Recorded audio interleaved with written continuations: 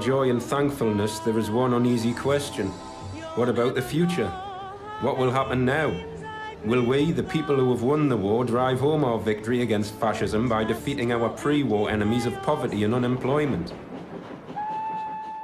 Peter, clearly a labour of love for Loach, this film. Yes, I think it is. It's a rather kind of nostalgist film in some ways.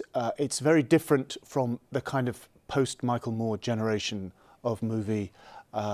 It's even different from the generation of people who just generally working in TV and film. I mean, another type of movie would have obviously used the clip, Danny Boyle's clip about the NHS in the London Olympics. That's kind of route one.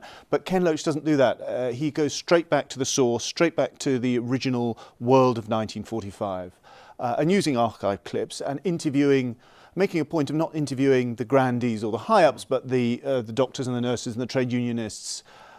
He tries to reintroduce that whole spirit, as he says. It's about the spirit of 1945. What was it like in 1945 to reject Winston Churchill in an extraordinary way? Even now it's considered to be a form of heresy to criticise Churchill. But if it is a heresy, it's a heresy of which a huge number of people were guilty in 1945, at the very point you would think that they wouldn't be.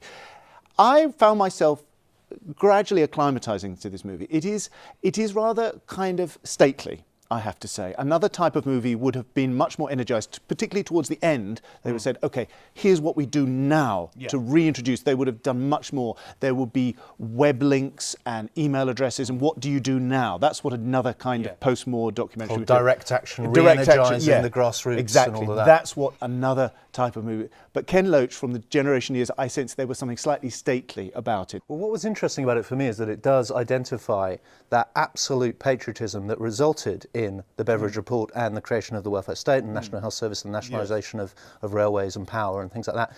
Then it jumps to 1979, where suddenly Thatcher's there and she's dismantling it all. Yes. And there wasn't a kind of context of why that was allowed to happen. No. Was that a problem for you, Henry? You're right, it does leap to the Thatcher years almost as an afterthought and say, oh, and by the way, this is what happened and it all fell apart. And it's one of these recent documentaries that, as Peter says, doesn't really seem to have a call to arms to it, which, particularly with this, I found incredibly frustrating because, similar to a film like Chasing Ice, like there is a portrait of this is an indication of what might be happening to our society, but there's nobody there saying, come on, get up and let's do something about it. It's a glorious memorial. Yeah, and I think Loach in that interview that we just saw talked about it being a historical resource, which it undoubtedly will be. It is a very interesting portrait of these people, a lot of whom are in their 80s and might not be around for long, talking about what happened at the time. But that has to be the jump-off point for doing something about it.